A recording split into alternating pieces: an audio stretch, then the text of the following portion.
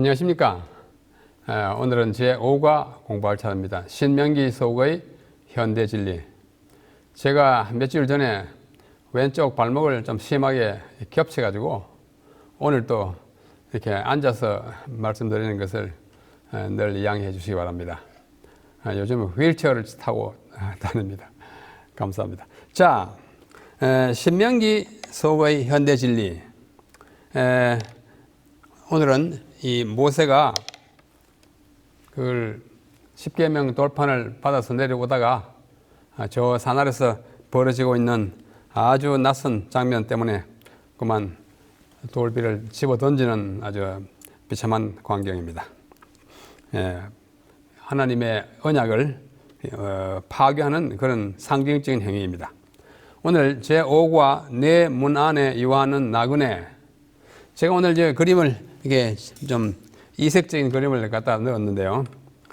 보시면 아시다시피 여기 이제 대나무 막대기가 있습니다. 이걸 죽장이라고 그러죠. 죽장. 대나무 죽장은 이제 지팡이 장자입니다. 그 다음에 망해, 여기 집신을 망해라 그럽니다. 한자로. 죽장 망해 이러면 나그네 생활하는 사람의 필수적인 도구라 할 수 있습니다. 그래서 그러한 나그네 사람들이 내 문 안에 유할 때 어떻게 해야 되겠느냐, 이걸 오늘 공부하는 것입니다. 먼저 신명기 10장 19절 오늘의 기억절입니다. 너희는 나그네를 사랑하라. 지나가는 사람 손님을 사랑하라. 전에 너희도 애굽 땅에서 나그네 되었습니다. 너의 과거의 신세를 생각하고 현재 나그네 된 사람들을 좀 사랑하라 하는 것이 오늘의 기억절 말씀입니다. 아주 강한 명령입니다. 지난 제4과 공부할 때 마가복음에 있는 그 예수님의 그 말씀 가운데 서기관 중 한 사람이 와가지고 어느 계명이 첫째가는 계명입니까? 라고 물었을 때 예수님 대답하기를 첫째는 이것이니, 첫째가 무엇인가 하니 이스라엘아 들으라. 주 곧 우리 하나님은 유일한 주시라. 이걸 쉐마 이스라엘이라고 그랬죠. 네 마음을 다하고 목숨을 다하고 뜻을 다하고 힘을 다하여 네 주 하나님을 사랑하라. 이것이 첫째가는 계명이요. 둘째는 이것이니, 빨간 글자예요. 둘째가 무엇인가 하니 네 이웃을 네 자신과 같이 사랑하라 하는 것이었습니다. 그래, 첫째가는 계명은 하나님을 사랑하라 신, 둘째가는 계명은 에린, 이웃을 사랑하라. 이것은 바로 10계명을 두 부분으로 분할하는 것입니다. 첫째 계명부터 넷째 계명까지는 하나님을 사랑하라. 다섯째 계명부터 마지막 10제까지는 이웃을 사랑하는 것을 어떻게 할 것인가 하는 것을 풀어서 말씀한 것이라고 할 수 있습니다. 다시 말해서 10계명을 두 마디로 요약하면 하나님을 사랑하고 이웃을 사랑하라. 지난번에 보여드린 그림이죠. 한쪽 첫째 판은 하나님을 사랑하라.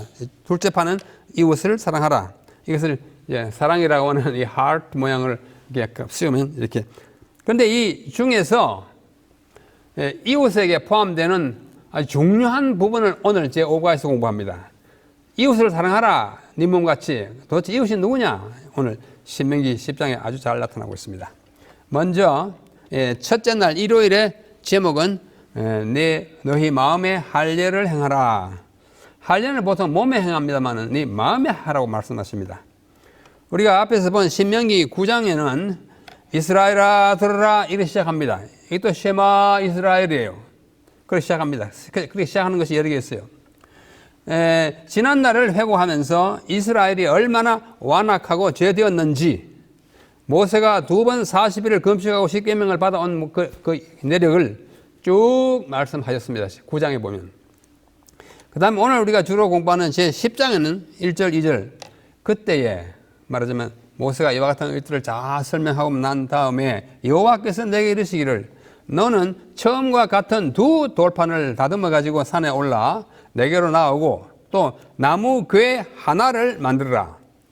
네가 깨뜨린 처음 판에 쓴 말을 내가 그 판에 네가 가져오는 판에다 쓰고 너는 그것을 가서 그 궤에다가 넣어라.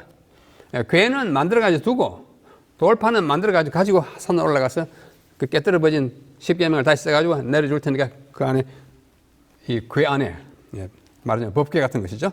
넣어라 했습니다. 그래서 이 10장은 9장의 연속으로서 계속으로서 하나님께서 이스라엘과 맺으셨던 언약을 재확인하는 내용입니다. 신명기의 대부분은 이미 맺었던 언약을 다시 확인하고 신명기, 신이라는 것은 두 번째라고 말했죠. 또 회복하는 내용입니다. 즉 이스라엘 백성이 호렙에서 저지른 흉악한 죄에도 불구하고 하나님께서는 그들을 버리지 않았습니다.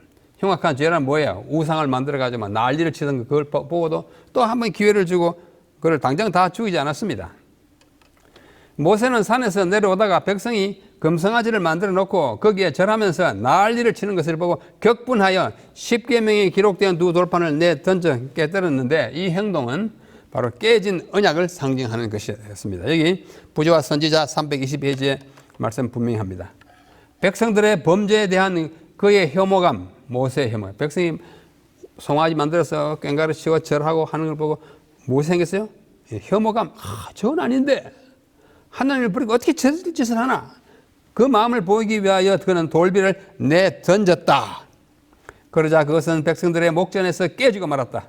그리하여 그들이 하나님과 세운 언약을 깨뜨린 것처럼 하나님께서 그들과 세우신 그분의 언약을 파기하셨다는 것을 나타내셨어요. 일단 파기입니다. 정말 너희들 그렇게 하나? 깨버리자. 이런 상징적인 의미를 가지고 있다고 말씀하고 있습니다. 자, 우리 교회에 아주 잘 알려진 해리 앤더슨이라고 하는 분이 그린 모세가 십계명을 받는 장면을 상상으로 그린 것입니다. 한쪽 받고 또 한쪽 이렇게 받고 있죠. 그렇게 있고. 근데 이분이 모세가 내려오다 보니까 저 아래쪽에서 아주 엄청난 짓을 하고 있기 때문에 그 근심이 가득한 눈길로 내려다보면서 이 일을 어찌하랴라고 생각합니다. 그래서 광경은 이렇습니다. 금송아지 만들어 놓고 이거 춤추고 음식 먹고 아마 소리쳤으면 애굽으로 돌아가자 이렇게 했을 거예요.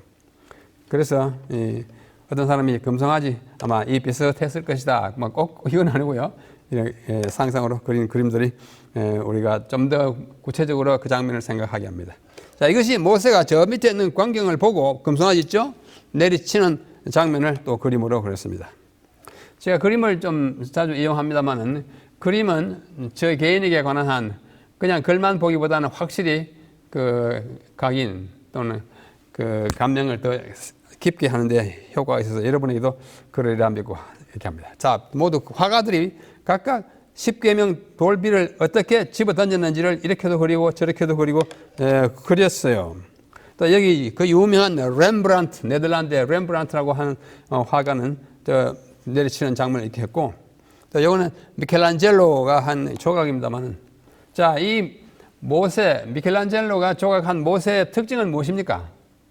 머리에 뭐가 났어요? 뿔 났죠? 뿔. 예?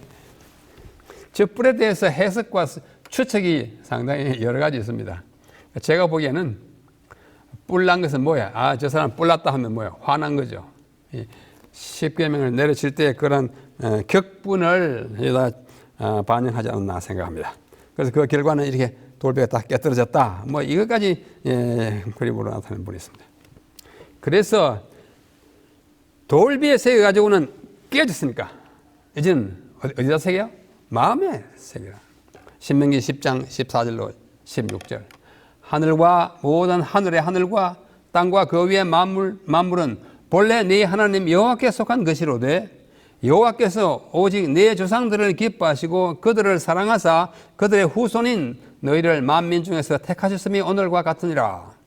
그러므로 너희는 마음의 할 일을 행하고 다시는 목을 곧게 하지 말라. 목을 곧게 하는 것은 완악한 것, 불순종한 것, 반항하는 것을 합니다. 목 힘들잖아요. 그렇게 하지 말고 이제 마음에 할 일을 좀 받으라. 돌에 새겨봤더니 너희들이 깨니까 마음이 따라오지 않고는 안 되겠다. 이런 말씀을. 원래 할례는 몸에다 하는 것입니다. 어린아이가 태어나면 8일 만에 그 양피에다 하는 것이었는데 그게 했는데 소용이 없자 이제는 마음의 할 일을 하라고 하신 것입니다. 성경에는 귀의 할례라는 말도 예레미야에 나오고 여기 마음의 할례가 나오고 물론 양피의 할례라는 말이 많이 나옵니다. 그래서 성경에 제가 우리말 성경에 선구산 찾아봤더니 할례, 할례자, 무할례 등등 뭐 손할례 여러 가지요. 약 100번 정도 나옵니다. 100번 이상 나옵니다. 그 중에서 가장 많이 나타나는 곳이 로마서와 갈라디아서예요. 왜 그러냐면 로마서와 갈라디아서는 여러분이 잘 아시는 대로 믿음으로 말미암는 의를 강하게 논하는 바울의 편지서잖아요. 너 믿음 행함으로 말미암아 그거 얻는 거 아니다. 믿어야 한다. 물론 그게 순종에 따라 하지만은. 그래서 특히 갈라디아 교인들에게 편지할 때 이 갈라디아는요, 바울이 가서 교회를 세우고 난 다음에 유대인들이 뒤따라가 가지고 너희들 뭐 침례받고 예수 믿는다고 다 되는 거 아니야. 하나님이 아브라함으로부터 아브라함의 후손이 되기 위하여 아브라함에게 부탁한 할례를 받아야 돼. 할례를 안 받으면 아무리 믿고 아무리 뭐 침례를 받고 해도 아직 부족해. 그걸 막 가르쳐 가지고 사람들이 이제 진짜 그런가? 유대인들이 와서 그러니까 진짜 그런가 싶어서 다 어른들이 다 뭐 할례를 받고 날리신다는 소문을 바울이 집으로 돌아온 다음에 듣고 격분해가지고 갈라디아인들이 편지합니다. 어리석다 갈라디아 사람들아, 내가 너에게 가르치는 십자가가 아직도 눈앞에 선하거든. 벌써 그걸 버리고 할례를 하더니 할례가 구원 얻는 것이 아니라는 것을 강하게 논쟁하는 책이 갈라디아서입니다. 그래서 너희가 만약에 구원을 얻기 위해서 할례를 받는다면 십자가의 도는 헛것이고 예수님의 십자가에 돌아가신 것은 헛것으로 만든 것이다. 이렇게 강하게 논쟁해요. 결국은 그렇게 해서 그게 평정이 되긴 했지만은, 원래 할례의 목적이 뭐냐면 아브라함이 할례를 행해가지고 아브라함이 하신 언약이지 않습니까? 내가 너로 큰 민족을 이루고 너의 조상으로 말미암아 온 백성이 복을 받게 하겠다. 다시 말해서 너의 혈통의 후손으로 메시아를 주겠다고 하는 것이 아브라함의 약속입니다. 그래서 이 아브라함의 후손이 누군지를 확실히 알게 하기 위해서 하신 조처가 너 할례 받으라. 그리고 너희 자손들 전부 할례를 해라. 할례 받지 않은 사람하고는 통혼하지 마라. 그래서 할례 받은 사람의 후손으로 메시아가 올 것을 메시아의 혈통의 순수성을 보존하기 위해서 행하라고 하신 것이 할례예요. 그래서 예수님이 그 혈통을 왔잖아요. 아브라함과 이삭과 야곱과 유다로 해가 쭉 와서 마침내 그 유다 지파 가운데서 예수님이 나셨어요. 그러면 그 할례의 소기의 목표는 다 이루어진 것입니다. 그 후에는 할례가 더 이상 필요 없습니다. 그럼에도 불구하고 유대인들은 예수를 안 받아들이고 할례를 고집했기 때문에 저주를 받을지어다 이렇게 말했어요. 바울의 논리가 참 강해요. 그래서 메시아의 혈통의 순수성을 담보하기 위해서 한 조처로서의 할례가 이제는 그들이 할례를 오용하고 이거 구원의 표시다. 이거 안 받으면 구원이 없어. 이 할례를 받아야 구원이 있어. 뭐 이렇게 잘못 이해하고 그릇되게 나타나기 때문에 바울이 야단칩니다. 그래서 그거 다 집어치고 이제는 어디에 할례를 행하라? 마음의 할례를 행해서 마음의 종교로 이제 다시 재강조하는 장면입니다. 너희 마음의 할례를 하라. 그러고 나서 이제 둘째 소재 월요일에는 나그네를 사랑하라. 나그네. Love the stranger. Strange, 이상하다, 낯설다 하잖아요. Stranger, 낯선 사람. 낯선 사람을 사랑. 여러분, 낯선 사람, 지나가는 사람 사랑하기 쉽습니까? 이게 굉장히 어렵습니다.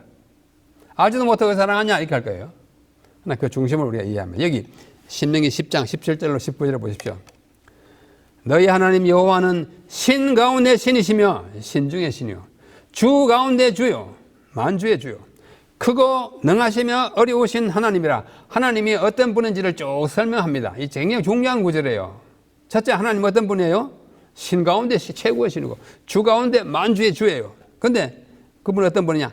사람을 외모로 보지 아니하시며 뇌물을 받지 아니하시고, 그 다음에요, 고아와 과부를 위하여 정의를 행하시며, 그 다음 갈색으로 시작해요. 나그네를 사랑하여 그에게 떡과 옷을 주시나니. 이게 누구에 관한 얘기야? 하나님이 이런 분이다고요. 그러므로 너희는 나그네를 사랑하라. 하나님이 이렇게 나그네, 고아, 과부, 낯선 사람 다 사랑하는 거야. 너도 그러니까 사랑하라. 왜? 그 이유가 아주 참 극적입니다. 전에 너희도 애굽 땅에서 나그네 되었었습니다. 그렇죠? 하나님 어떤 분이에요? 한마디로 말하면 약자를 도우시는 분이에요. 약자를 도우십니다. 아주 중요한 구절이 초록색이에요. 너희도 전에 애굽 땅에서 나그네 생활을 민족으로서 400년 이상을 했습니다. 그러니 너희 나그네 대접하는 것은 당연한 일이다. 그런 것입니다. 그 다음에 너희가 애굽 땅에서 종이 되었다 또는 애굽 땅에서 나그네 생활을 했다 하는 것이 여러 번 반복됩니다. 나그네 되었다, 종이었다, 나그네 되었다, 종이었다. 그러니 너희도 다른 나그네를 볼 때 옛날을 생각하라. 여기 한자말로 역지사지, 입장을 바꿔 생각해봐라. 네가 나그네라면 누가 도와주면 얼마나 요긴하겠니? 그렇게 하는 것이죠.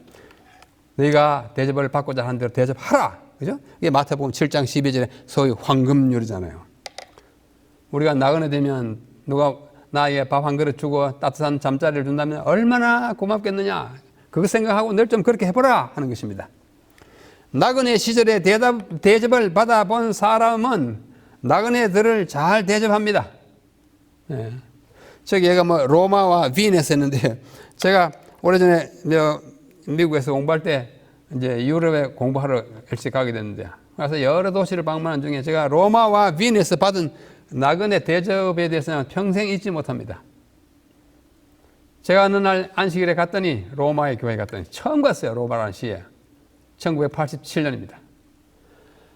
근데 안식일 내가 마치자마자 한 청년이 오더니, 너 어디 자냐? 난 이 교회 지하실 거기 잔다 하더라. 그러면 점심 어디서 먹냐? 난 아침도 못 먹었다고. 그랬더니 자기 집에 가자 그래요. 그래서 차 타고 갔더니 그날이 그의 청년의 어머니의 생신이라 큰 이 식탁에다 온갖 이탈리아 음식을 잔뜩 세워놓고, 식구는 그와 그 어머니와 나그네 한 세 사람뿐이에요. 제가 그걸 얼마나 이미 그 전날 금요일 저녁에도 밥을 못 먹었죠. 안식일 아침에도 아무도 대접 안 해서 못 먹었죠. 그 지하실에 잤으니까. 안식일 점심때를 지나가지고 그 집에 가서 세 끼 만에 밥을 먹으니 얼마나 맛있겠어요. 제가 아마 정신없이 먹는 모습이 애처롭게 생각됐는지 그 청년이 저 안방으로 들어가더니 이렇게 봉지를 가져와요. 이게 뭐냐니까 안 먹고 보니까 소화제. 네, 먹는 거 보니 배탈 날 것 같으니까 이거 먹으라고. 소화제를 먹고 또 먹었습니다. 그래도 탈 안 나더라고. 또 비엔에 갔더니요, 참 어떤 루마니아에서 이제 본국을 떠나가지고 나그네 생활을 하는 한 목사가 있었는데, 그분이 저를 얼마나 동양에서 온 한 번도 보지 못한 이 사람을 참 대접을 잘하는지 제가 그 집에 사흘 동안 잤습니다. 아주 감격스럽게 잤습니다. 그리고 제가 돌아와서는 제가 나그네 대접하려고 참 노력합니다. 제가 학교에 현직에 있을 때 외국 교수들이 참 많아요. 수시로 그들을 밥도 사주고 단체로 차에 태워서 멀리 좀 가기도 하고. 왜? 그거 다 나그네예요. 제가 그걸 평생 감도라고 노력하는 중이었습니다. 그런데 이 나그네를 잘 대접하다가 천사와 함께 그리스도를 대접한 분이 있습니다. 그분이 너무나 여러분이 잘 아는 창세기 18장이 누구예요? 아브라함이에요. 여기 hospitality, 손님 접대하는 거죠. hospitality 하지 않습니까? 손님 접대 잘해야 됩니다. 우리 대학에 있는 외국인 교수들, 또 천명 선교사나 무슨 선교사를 한국에 와서 하는 분들 참 대접 잘해야 돼요. 내 식구 하듯이 그렇게 하는 것은 천사를 대접하는 것이고 그리스도를 대접하는 것입니다. 여러분, 이 갓쓴 양반이 누구인지 혹시 아십니까? 누구 같아요? 이분이 누구냐면 난고 김병년 씨입니다. 일명 그의 별명으로 더 잘 알려졌죠. 누구예요? 김삿갓이에요. 방랑시인 김삿갓이 이분인데, 이게 바로 방랑시인 김삿갓이 쓰고 다니던 삿갓과 짚고 다니던 죽장과 신고 다니던 망해, 집신, 그리고 물통하고 이렇게 짊어지는 거예요. 죽장망해. 그야말로 삼천리 방방곡곡을 어떻게 했습니까? 이것만 짊어지고 돌아다니면서 밥은 어디요? 얻어먹고. 잠자리는 어디요? 어색한 데 있으면 자고. 재워주면 더 좋고. 이게 방랑하는 나그네. 대표가 바로 이 난고 김병년입니다. 그리고 이번에 어느 날 저기 느릅나무와 비슷한 생긴 이게 시무나무예요. 시무나무. 시무나무 밑에서 얽힌 아주 짧은 시입니다. 여러분 다 잘 알아요. 제목이 20수하. 20이 스물인데 보통 이제 방언으로도 시무라고 합니다. 경상도에 가면 스물을 시무라고 해요. 그런데 이 사람이 20수하 시무나무 아래서 20수하 30개 40가 중 50씩 인간 계유 74 불여 귀가 30씩. 제가 파란 색깔을 칠해놓은 것은 다 숫자입니다. 20수하 시무나무, 이 나무가 시무나무인데 느릅나무가 비슷하다고 합니다. 20수하 30개, 30은 뭐야? 30이잖아요. 30. 이 시무나무 아래 30개기. 발음이 비슷한 걸 가지고 숫자를 나타냈어요. 40가중, 40은 40이잖아요. 가중, 40 집안에 망할하고 40하고 비슷합니다. 망할자 집안에서 50씩, 50은 쉰 밥을 주는 걸 먹고 있는 거예요. 그래서 인간이 개유 어찌 이런 일이 있냐 이 말이에요. 70은 이런 인간 세상에 어찌 이런 일이 있을 소냐? 불여 같지 않다. 귀가 집으로 돌아가서 30씩 30밥 선밥 집에 돌아가 선밥 먹는 것보다도 못하네. 이 김삿갓을 이렇게 대접한 사람은 아마 그리스도인이 아니었을 거예요. 우리는 우리 집에 거쳐가고 스쳐가고 또 지나가고 뭐 머물러가는 김삿갓 같은 사람 참 많아요. 그러니까 한마디로 이 시를 통해서 우리가 얻는 교훈은 뭐예요? 김삿갓을 서럽게 하지 말자. 김삿갓이 한둘이 아닙니다. 매일 우리가 만날 수 있어요. 그분들 서럽게 하지 말고 저런 시를 읊지 않도록 우리 다 함께 협력합시다.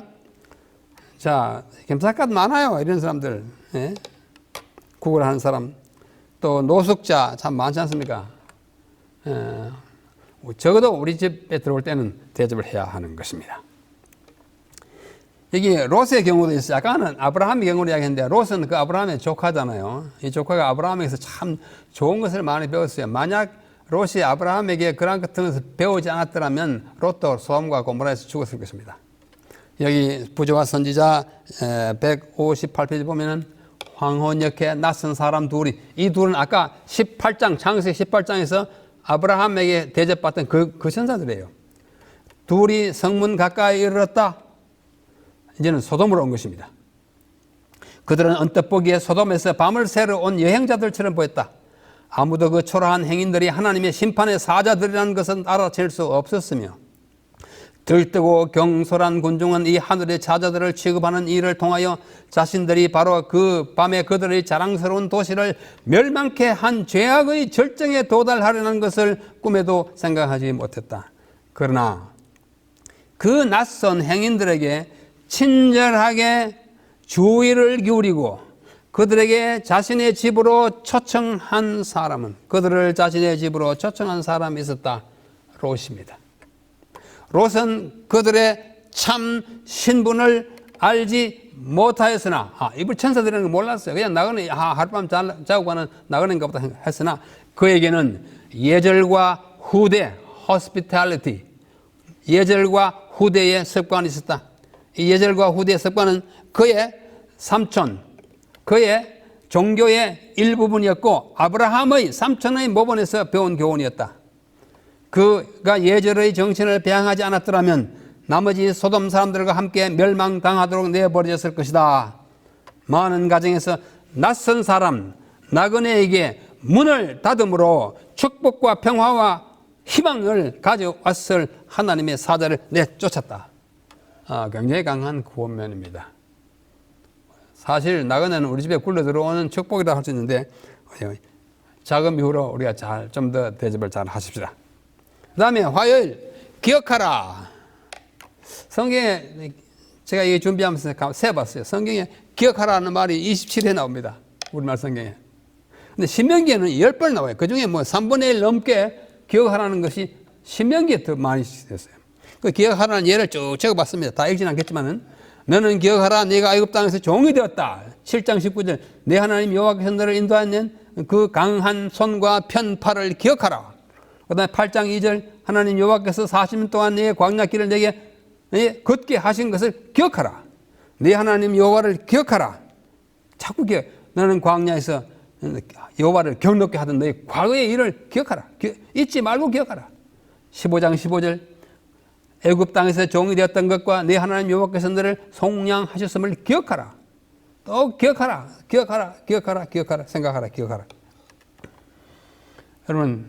여러분의 과거를 얼마나 기억하십니까? 과거에 매달릴 필요는 없습니다. 그러니까 내가 어떤 존재에서 어떻게 성장해서 어떻게 재난을 피해가면서 어떻게 환난을 당했으나 하면서 이렇게 한 것을 기억해야 하라고. 옛날을 기억하라. 역대의 연대를 생각하라. 뭐 참 많습니다. 몇 번에 나와요. 그래서 우리는 기억해야 되는데 누구를 기억하느냐? 첫 번째는 나그네도 기억하지만 고아와 과부를 기억해야 합니다. 또 고아와 과부도 성경에 보니까 한 20번 나와요. 고아와 과부가 연거푸 나오는 거예요. 뭐 띄어서 나오는 거 말고 연거푸. 고아와 과부. 근데 신명기에 12번 나옵니다. 그만큼 신명기는 매우 실제적인 생활 윤리를 말해 주는 거예요. 굉장히 실제적입니다. 자, 신명기 10장 18절 아까 읽은 말씀이에요. 고아와 과부를 위하여 정의를 행하시면 하나님이요. 나그네를 사랑해서 이렇게 쓰니 너는 나그네를 사랑하라. 과부와 고아를 돌보라. 신명기 14장 29절 객은 나그네요. 고아와 과부를 들여와서 먹고 배부르게 하라. 또 고아와 과부, 객과 고아와 과부, 객은 나그네와 똑같은 말입니다. 여기서도 나그네와 고아와 과부를 잘 챙겨 주라 하는 것입니다. 자꾸 나옵니다. 고아와 과부. 몇 번 나와요? 12번 나와요. 자, 일일이 다 한 것은 이만큼 우리가 필요하다는 것입니다. 고아와 과부를 잘 챙겨주는 일이.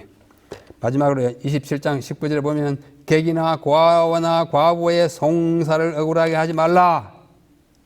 그 힘없다고 뭐 아무렇게나 판단하지 말라 그거예요. 자, 수요일 또 어떻게 이웃을 사랑하는지 어떻게 하느냐? 공정하게 재판하라. 이거는 재판관에게 직접 해당되는 것이지만 재판관들에게만 해당되는 것이 아니에요.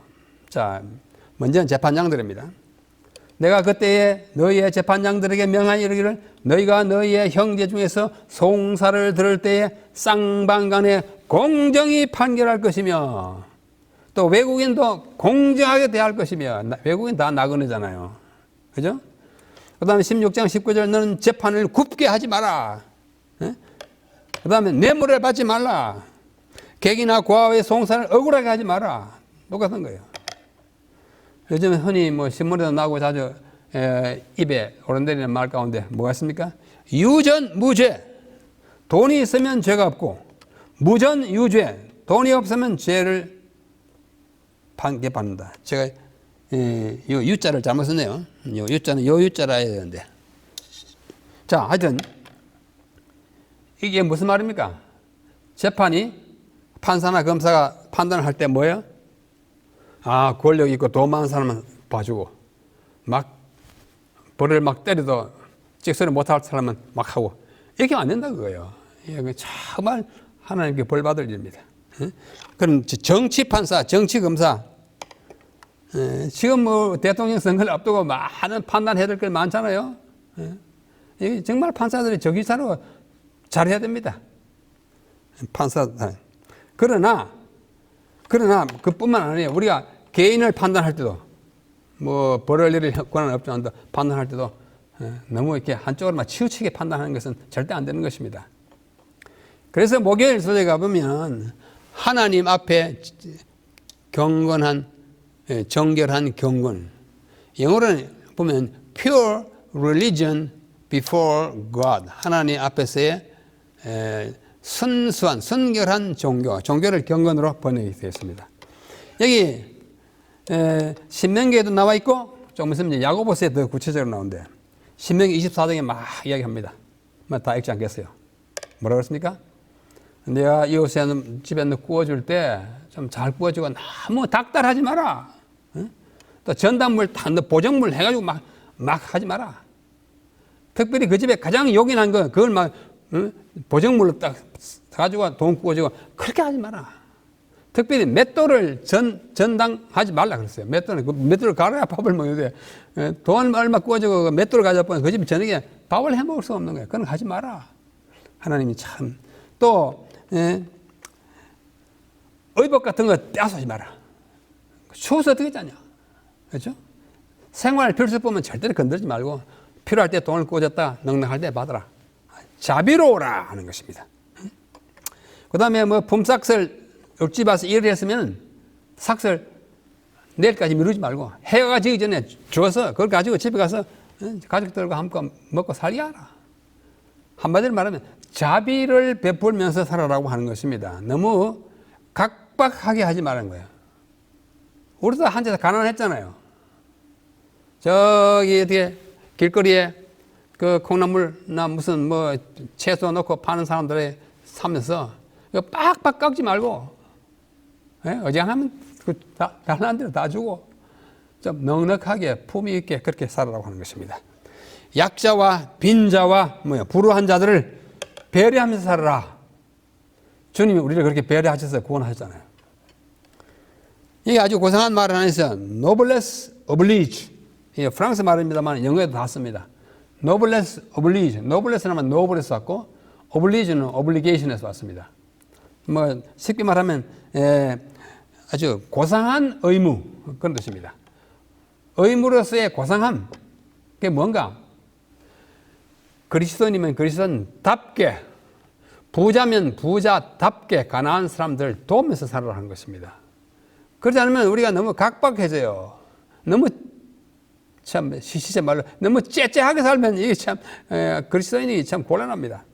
양반답게, 부자답게, 신자답게 그렇게 하는 것이 노블레스 오블리주입니다. 자, 이제 야고보서를 이제 하고 마치겠습니다.